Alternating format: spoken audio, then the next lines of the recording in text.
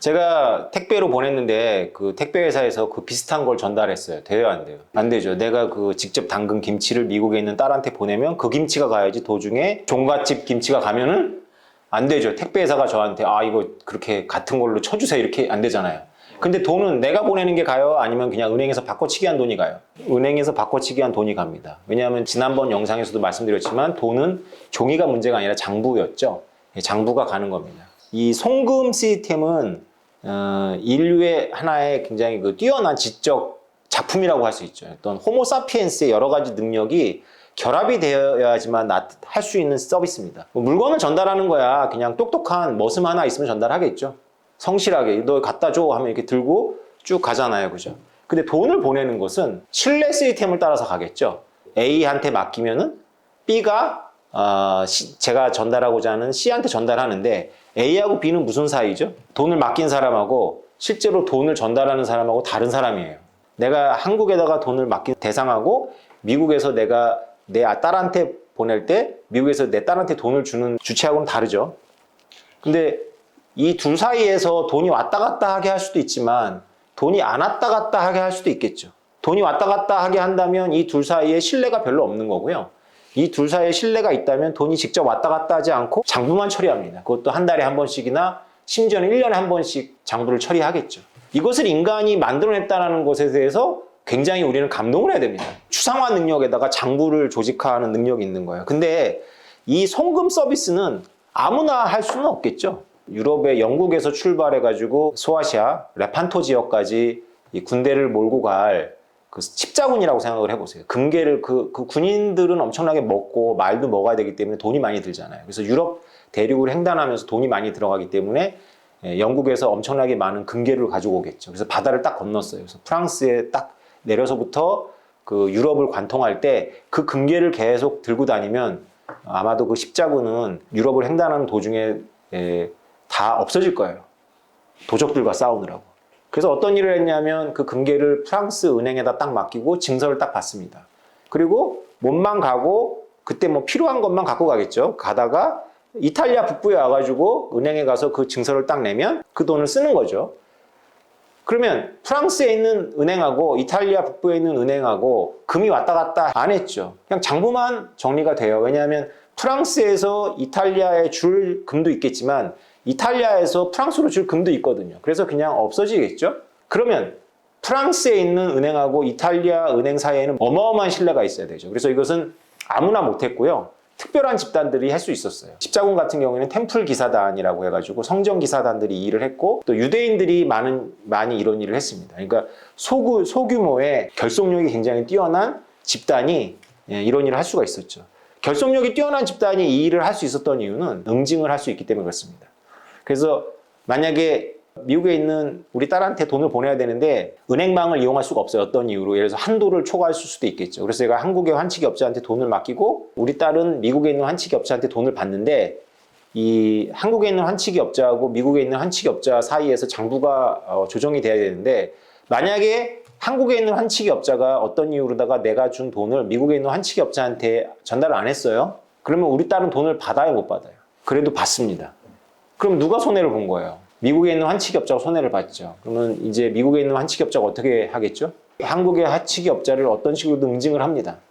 네, 이 응징이 있기 때문에 둘이 서로 신뢰를 하는 거니까 이런 일은 거의 벌어지지 않지만 내가 한국에 있는 환치기 업자한테 돈을 맡겼는데 미국에 있는 환치기 업자가 우리 딸한테 돈을 전달하는데 한국에 있는 환치기 업자로부터 사기를 당해서 돈을 못 받았다.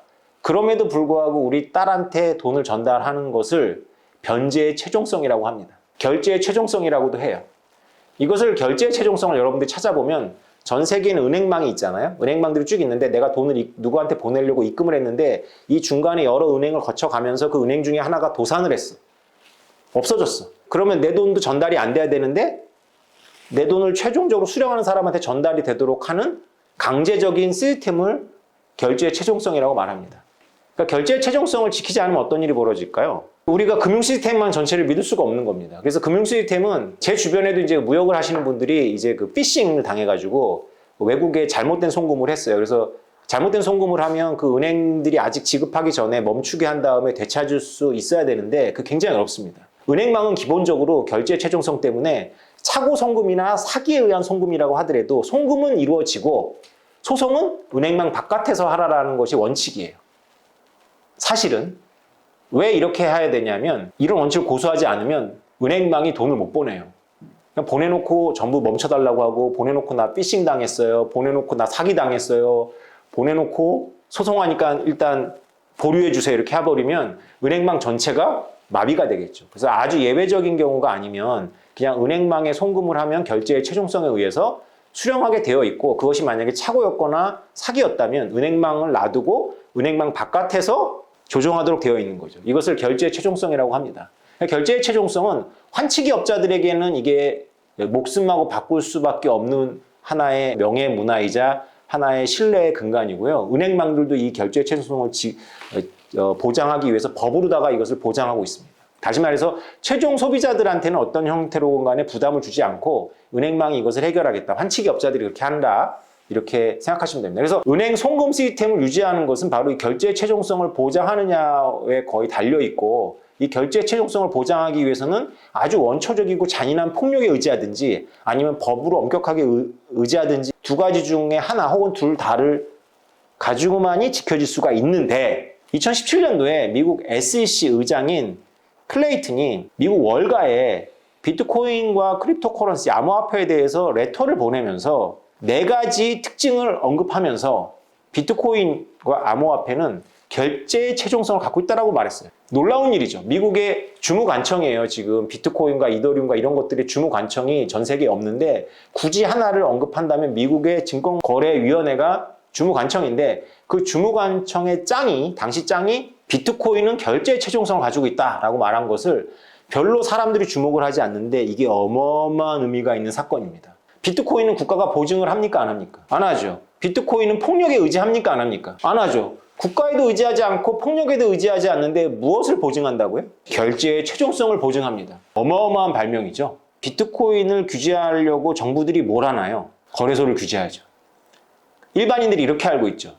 비트코인 그게 아무리 정부를 우회하더라도 어떤 식으로든지 간에 돈하고 바꿔야 되는 거 아니야? 어떤 식으로든지 간에 돈하고 바꾸니까 그 돈하고 바꾸는 거래소를 정부들이 이렇게 법으로다가 뭉개고 우리나라처럼 이렇게 압박을 가하면 비트코인은 제어되는 거 아니야? 정부가 그냥 한순간에도 없앨 수 있는 거 아니야? 이렇게 알고 계신 분들이 많을 거예요. 그죠? 지금까지는 그렇습니다. 그런데 비트코인은 그 내부의 속성이 결제의 최종성을 갖고 있기 때문에 이제 정부가 좋은 시절은 다 끝난다는 이야기죠.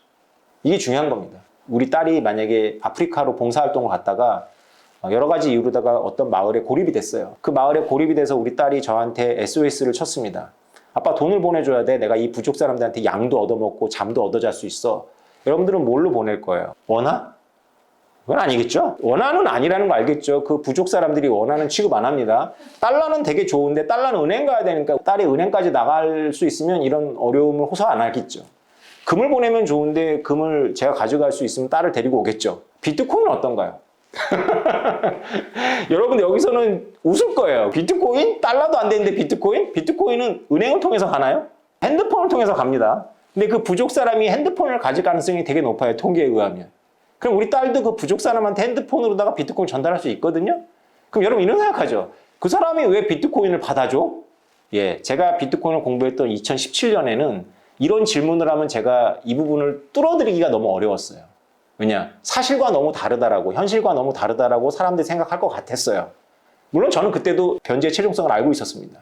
근데 지금 한번 생각해 보세요. 아프리카 탄자니아의 부족에 유럽에 유학하고 있는 아들을 둔 부족장이 우리 딸을 통해서 보낸 비트코인을 받을까요? 안 받을까요? 받고 양을 내줄까요? 안 내줄까요? 주죠. 왜 그렇죠? 그 비트코인을 자기 아들한테 보낼 수 있잖아요. 유럽은 아프리카에서 보면 코앞입니다. 친척들도 있고 부자들이 있잖아요. 자, 여기서 금융당국과 비트코인을 어떤 식으로든지 규제하려는 관료들은 깨달아야 돼요. 비트코인 거래소에 은행 계좌를 닫을 수 있겠죠. 그 거래소가 망하지 않아요. 왜냐?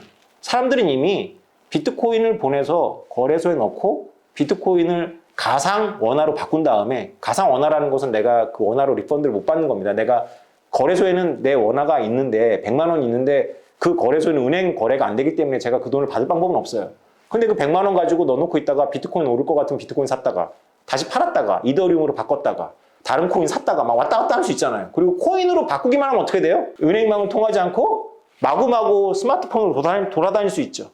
지금은 그것이 우리나라의 코인충들과 미국의 코인충들과 유럽의 코인충들 사이에서만 결제의 최종성이 있어 보이지만 여러분 한 2, 3년만 기다리세요. 엘살바도르에서 변제의 최종성이 유지가 된다는 이야기고 필리핀에서도 되고 아프리카 부족들도 받습니다.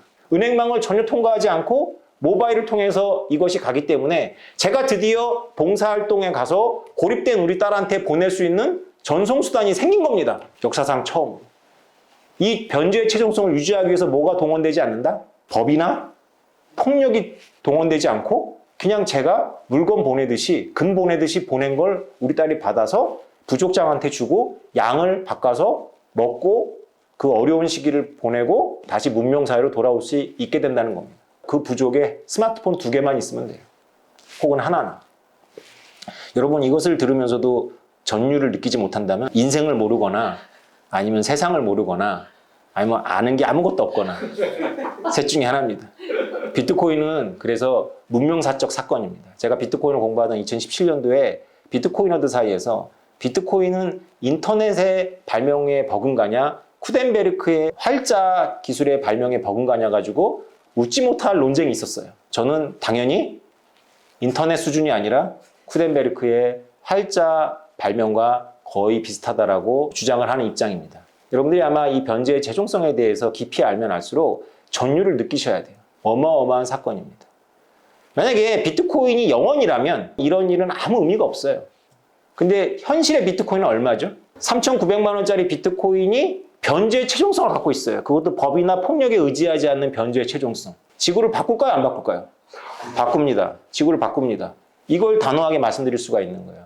비트코인이 변제의 최종성이 있는 가치물이기 때문에 지구를 바꿉니다. 마지막 문제. 비트코인이 1달러를 넘은 게 사건입니까? 10만 달러를 넘는 게 사건입니까? 1달러를 넘는 게 사건입니다. 1달러 비트코인 넘을 때 뉴스에 나왔어요? 뉴스에 안 나왔죠. 비트코인이 10만 달러를 넘으면 어떻게 될까요? 뉴스에 막 나올 겁니다. 근데 비트코인이 변제 최종성을 언제 가졌을까요? 1달러를 넘을 때, 10만 달러를 넘을 때. 1달러를 넘을 때. 그래서 역사는 우리가 자고 있을 때 다 끝난 거예요. 여러분이나 저나 마찬가지입니다. 저도 비트코인 1달러 넘을 때 전혀 알지 못했습니다.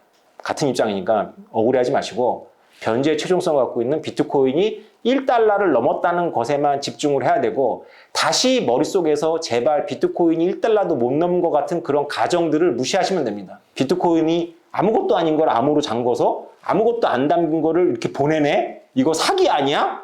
그분은요 이상한 거예요. 비트코인은 아무것도 안 담긴 게 아니라 지금 얼마짜리라고요? 3,900만 원짜리를 제가 아프리카 탄자니아 부족의 촌장에 모바일로 바로 보낼 수 있다는 거죠. 이상입니다.